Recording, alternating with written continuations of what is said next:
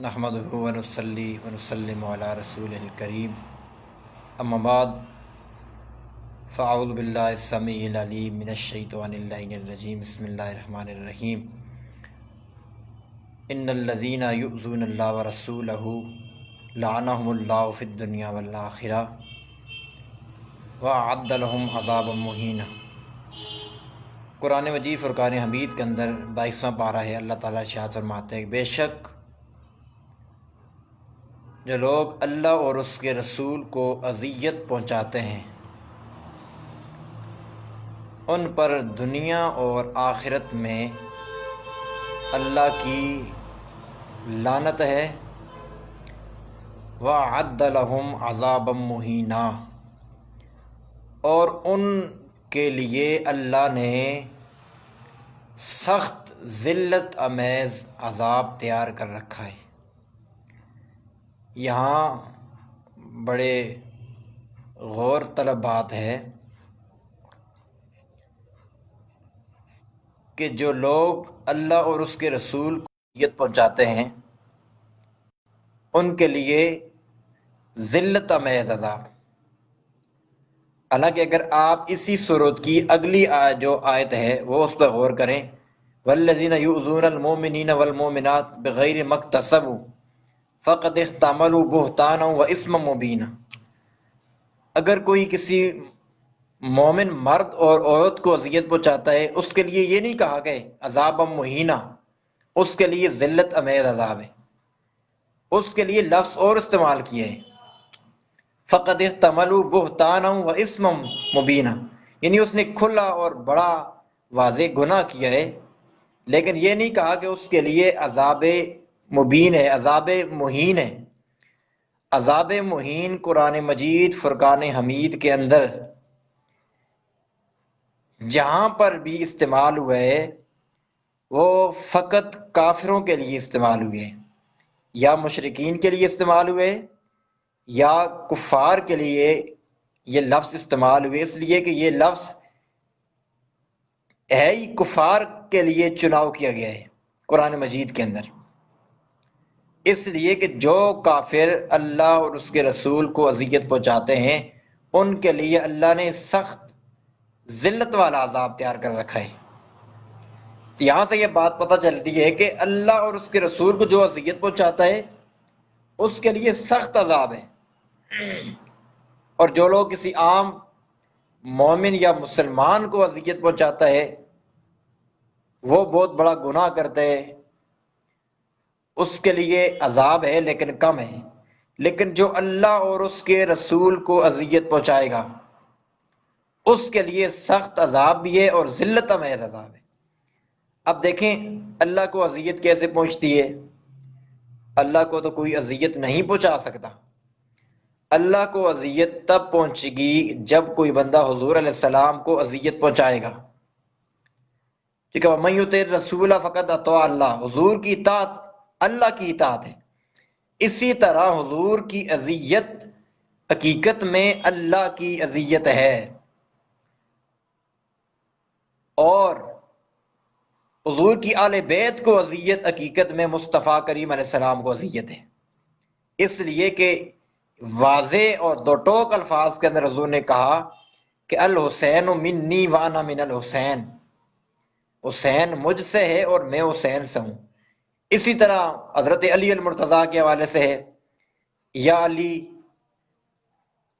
انتا منی وانا من کا، تو مجھ سے ہے اور میں تجھ سے ہوں، اور فرمایا یا علی انا و علی من شجر واحد، میں اور علی ایک ہی درخت سے ہیں، یعنی علی کا اور میرا شجرہ بھی ایک ہے، حسب بھی ایک ہے، اور نسب بھی ایک ہے، اور خاندان بھی ایک ہے۔ اسی لیے حضرت علی کو اذیت پہنچانا گویا مصطفیٰ کو اذیت پہنچائیے، جو حضرت امام حسین علیہ السلام کو اذیت پہنچائے گا گویا کہ اس نے حضور علیہ السلام کو اذیت پہنچائی ہے، جو سیدہ کائنات فاطمہ الزہرا سلام اللہ علیہا کثیرن کثیرہ کو اذیت پہنچائے گا، وہ اسی طرح ہے کہ اس نے مصطفیٰ کریم علیہ السلام کو اذیت پہنچائی ہے، جو امام حسن مجتبیٰ کو اذیت پہنچائے گا وہ بھی بعین ہی اسی طرح ہے کہ گویا اس نے حضور علیہ السلام کو اذیت پہنچائی۔ آج کل جو ہمارے معاشرے کے اندر جو یزیدی فکر والے لوگ ہیں، انہوں نے اس بات کو بہت زیادہ پھیلایا ہے آگے کی طرف، اور حضور علیہ السلام کی جو آل بیت اطہار ہے ان کی گستاخیاں کی ہیں۔ اس لیے آج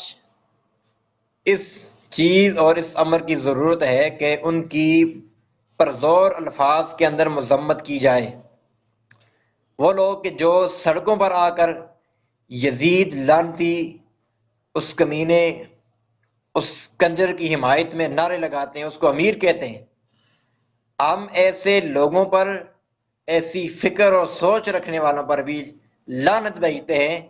کہ جو اثر بازار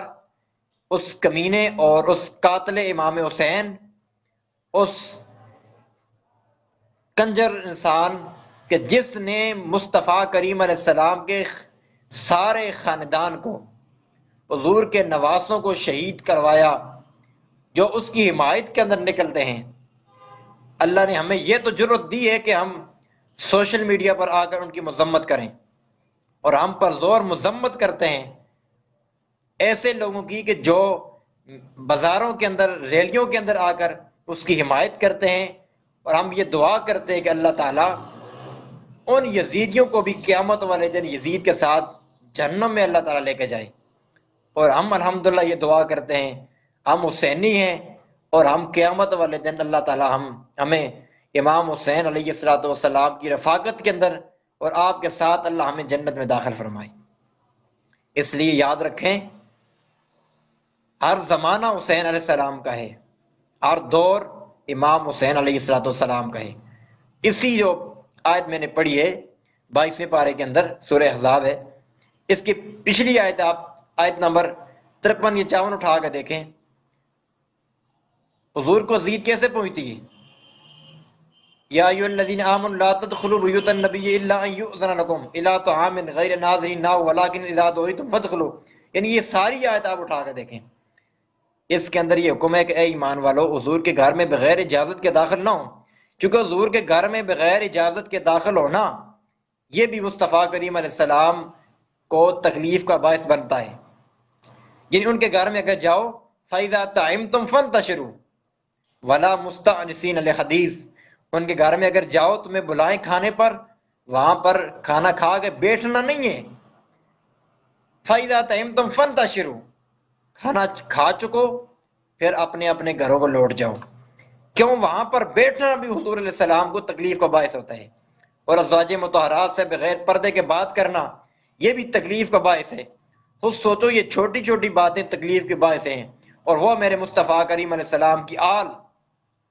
وہ حضور کے شہزادے امام حسین علیہ السلام، امام حسن علیہ السلام، سیدہ فاطمہ الزہرا سلام اللہ علیہا، حضرت مولا علی مشکل کشا، جو ان کے گستاخوں کا جب اثر بازار اور روڈوں پر ریلیاں نکالیں گے ان کی حمایت کے اندر، خود سوچو حضور علیہ السلام کے قلب اطہر پر کیا گزرتی ہوگی، حضور علیہ السلام کے دل پر کیا گزرتی ہوگی۔ حالانکہ آقا علیہ السلام تو امام حسین علیہ السلام کا معمولی رونا، جو اکثر بچے گھروں کے اندر رو پڑتے ہیں، وہ بھی اللہ کے نبی کو برداشت نہیں ہے۔ حضور نے فرمایا، فاطمہ میرے ان شہزادوں کو نہ رلایا کرو، جب یہ روتے ہیں تو مجھے تکلیف پہنچتی ہے۔ لہذا آج لوگ یزیدی فکر والے عروج پکڑ رہے ہیں، خارجیت کو پھیلا رہے ہیں، ان سے اپنے آپ کو بچائیے۔ یاد رکھیں، ہمارا الحمدللہ عقیدہ ہے کہ حضور علیہ السلام کے 1.25 لاکھ صحابی جنتی ہیں، اور میرے نبی علیہ السلام کی آل جنت کے مالک ہیں۔ اگر یہ اجازت دیں گے تو تب جنت میں تم داخل ہو گے، اگر اجازت نہیں ملے گی کوئی بھی شخص جنت میں داخل ہو ہی نہیں سکتا۔ اس لیے یہ جنت کے مالک ہیں، لہذا ہمیں ان کی گستاخی سے بچنا چاہیے۔ آج ان لوگوں کو میں دعوت فکر دینا چاہتا ہوں کہ جو قاتل امام حسین علیہ السلام، ان کی ریلیاں نکالتے ہیں، ان کے جلسے کرتے ہیں، ان کی حمایت کرتے ہیں، ان کے حوالے سے نرم گوشی رکھتے ہیں۔ ہم الحمدللہ سنی ہیں، اہل سنت و جماعت ہے، ہم صحابہ کے بھی چاہنے والے ہیں، ان کے بھی غلام ہیں، اور حضور کی آل بیت کے بھی چاہنے والے ان کے خادم اور غلام ہیں۔ ہمارا یہ دعویٰ ہے جو صحابہ کا گستاخ ہے اس پر بھی لعنت، اور جو میرے نبی کی آل کا گستاخ ہے اس پر ڈبل لعنت ہے۔ اس لیے یہ میرے نبی کے گھر والی بھی ہیں اور یہ صحابہ کے اندر بھی شامل ہیں۔ بہت بلند مقام اللہ نے آل بیت اطہار کو عطا کیا ہے۔ اس لیے کہتے ہیں بیدم یہی تو پانچ ہیں مقصود کائنات، خیر النساء حسین و حسن مصطفیٰ و علی۔ یہ تو مقصود کائنات ہیں، کائنات کا مقصود اور مطلوب ہی آل بیت اطہار ہے، اور یہ وہ ہستیاں ہیں کہ جن کی محبت اللہ کے نبی خود مانگ رہے ہیں بار بار، اللہم انی احبہما و احب من یحبہما، یا اللہ میں ان سے پیار کرتا ہوں، جو ان سے پیار کرے تو بھی ان سے پیار کر۔ اور فرمایا من احب ہذین و ابوہما و امہما معی درجتی یوم القیامہ کما قال، فرمایا جو میرے ان دو شہزادوں سے پیار کرے گا، امام حسن اور امام حسین سے، اور ان کی ماں فاطمہ الزہرا سے پیار کرے گا، ان کے بابا علی سے پیار کرے گا، فرمایا قیامت والے دن وہ میرے درجے میں اللہ اسے جنت میں داخل فرمائے گا۔ کتنا بڑا مقام ہے! لہذا ہمیں آل بیت کا مقام سمجھنا چاہیے۔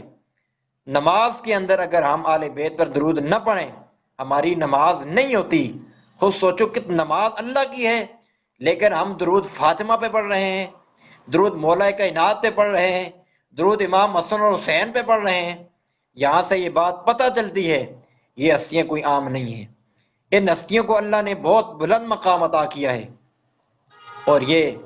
وہ ہستیاں ہیں کہ جن کے بارے میں نبی نے فرمایا یا علی یا فاطمہ یا حسن یا حسین انا حرب لمن خاربکم وسلم لمن سالمکم، اے علی جو تجھ سے جنگ کرے گا اس سے میں محمد بھی جنگ کروں گا، اے فاطمہ جو تیرے ساتھ جنگ کرے گا اس کے ساتھ میں محمد بھی جنگ کروں گا، اے حسن اور اے حسین جو تمہارے ساتھ جنگ کرے گا اس کے ساتھ میری بھی جنگ ہے، اور جو تمہارے ساتھ صلح کرے گا ان کے ساتھ میری بھی صلح ہے۔ لہذا آل بیت کی محبت عین ایمان ہے۔ جس دل کے اندر حضور کی آل بیت کی محبت نہیں ہے، چاہے وہ ہزاروں نمازیں پڑھے، ہزاروں سجدے کرے، ان کی نمازیں، سجدے، زکوٰۃ، رکوع، سجود، حج اور عمرے اٹھا کر منہ پہ مار دیے جائیں گے اگر دل میں محبت آل بیت نہیں ہے۔ اس لیے یہ صحیح روایت ہے، المستدرک علی الصحیحین کے اندر امام حاکم نے لکھا ہے اور دیگر علماء نے لکھا ہے، اور میں اگر کوئی بندہ مقام ابراہیم پر نوافل پڑھے اور زمزم سے وضو کرے اگر اور روزہ بھی رکھے وہ مبغض لآل بیت محمد صلی اللہ علیہ وسلم دخل النار کما قال، اگر اس کے دل کے اندر ذرہ برابر حضور کی آل بیت کا بغض ہے تو اللہ تعالیٰ اس کو جہنم میں داخل فرمائے گا۔